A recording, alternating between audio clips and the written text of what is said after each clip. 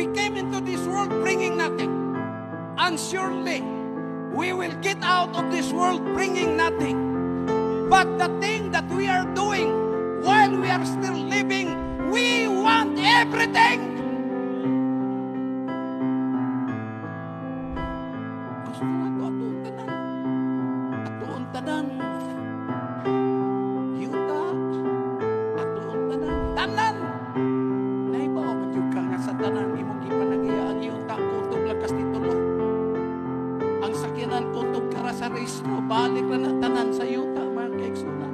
Maunang importante yun. Nga doon na tayo mayong relasyon sa Diyos. Kay siya rabay atong atubangon. Iniksarado na sa kapanahunan. Sa hari ta magatindog mga kaigsunan. O maghatag-tag husay sumala sa atong mga binuhatan. Pagkataong palandungon. Nga samtang buhi ka pa. Giunan nimo ang gingarian sa Diyos.